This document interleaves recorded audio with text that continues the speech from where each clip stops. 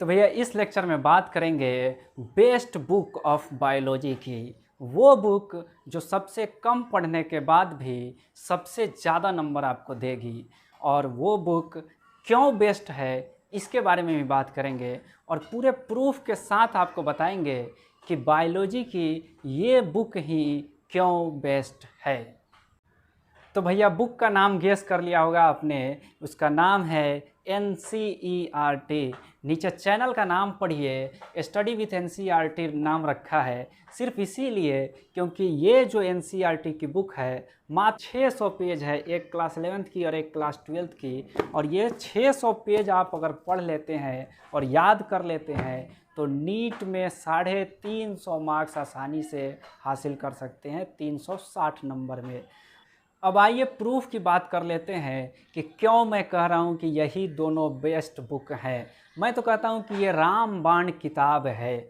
जब से आपका पेपर NTA ले रहा है 19, 20 और 21 जो कि अभी हुआ, 20 और 21 का पेपर मेरे पास है। अगर आप 20 का पेपर एनालाइज करेंगे तो इसमें 90 आउट ऑफ 90 क्वेश्चन NCERT से था, और सिर्फ 2 ऑप्शन मुझे मिले जहां NCERT में जिसका मेंशन नहीं है, जिसका वर्ड जो है NCERT में नहीं है, नहीं तो ऑप्शंस भी NCERT से पूछे गए थे। और अगर आप 21 का एनालाइज करेंगे तो इसमें आपको 100 में से 99 क्वेश्चन NCERT से था। सिर्फ एक क्वेश्चन आउट ऑफ NCERT था जिसके बारे में NCERT में जिक्र है, बट उसको आप NCERT से सॉल्व नहीं कर सकते हैं। लेकिन 100 में से 90 क्वेश्चन आपको सॉल्व करने थे तो आप उसे एक्सक्लूड कर सकते थे। इस बार तो इतना इजी ऑप्शंस डाले गए 20 में भी और 21 में भी कि आप आसानी से उसे एलिमिनेट भी कर सकते थे, और ऑप्शंस भी आपको NCERT से ही पूछे गए हैं। और 21 में अगर सिर्फ एक क्वेश्चन मुझे लगा कि जो थोड़ा सा हाई लेवल था जिसे, लेकिन फिर भी आपको वो सेक्शन बी में दिया गया था, उसे आप छोड़ सकते थे।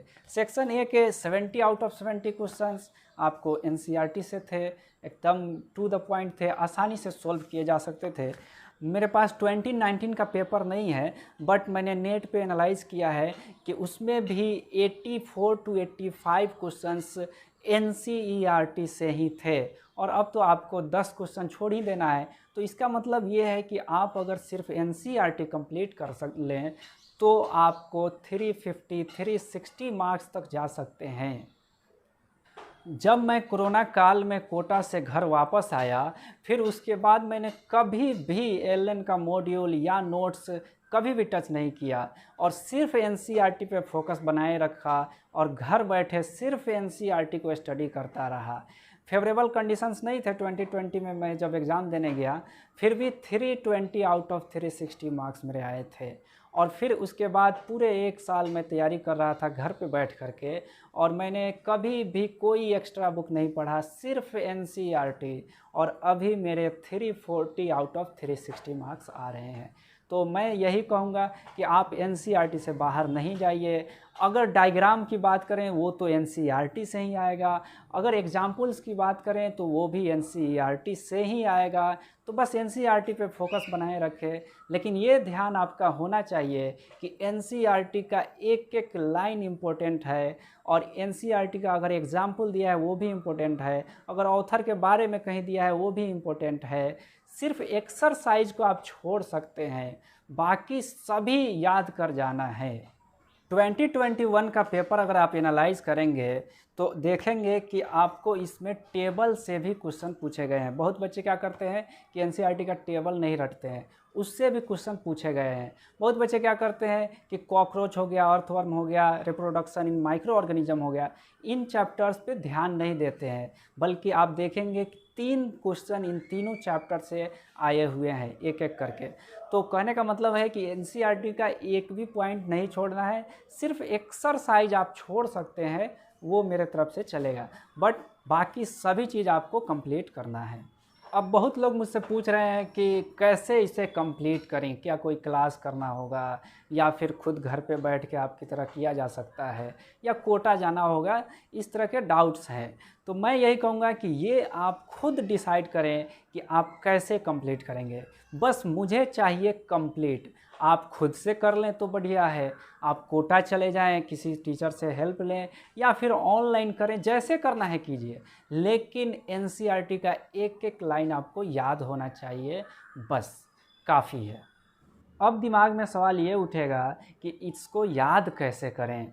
तो याद करने का भी तरीका मेरे पास है, कुछ ट्रिक्स है, मैं आपको बता सकता हूँ। आप कमेंट करके बताइए, अगर आपको चाहिए तो वीडियो में बना दूंगा। और याद करने से पहले हाईलाइट करना ज़्यादा ज़रूरी है। तो हाईलाइट की अगर बात करें तो 2020 में 90 आउट ऑफ 90 क्वेश्चंस मेरे हाईलाइट से थे, और 2021 में जो अभी हुआ है इसमें 70 आउट ऑफ 70 क्वेश्चन मेरे हाईलाइट से थे। बाकी कुछ जो सेक्शन बी में क्वेश्चन थे थोड़े से लेवल अप हुए थे, तो उसमें भी हाईलाइट का है, बट कुछ क्वेश्चन नहीं है, तो मैं इसलिए उसका डिस्कस नहीं कर रहा हूँ। कहने का मतलब है कि मेरे पास हाईलाइट का बहुत अच्छा तरीका है, अगर आप कहेंगे तो मैं उस पर भी वीडियोस बना दूँगा। और इसी तरीके से फिजिक्स केमिस्ट्री के एनालिसिस की वीडियोस जल्द ही लेकर के मैं आ रहा हूँ इसी चैनल पे। आप लोग सब्सक्राइब कर लीजिए और थोड़ा बहुत शेयर वेयर कीजिए, ताकि ज़्यादा से ज़्यादा लोग देखें। अगर ज़्यादा लोग देखेंगे तो मेरा भी मनोबल बढ़ेगा और मुझे भी वीडियो बनाने में अच्छा लगेगा। धन्यवाद।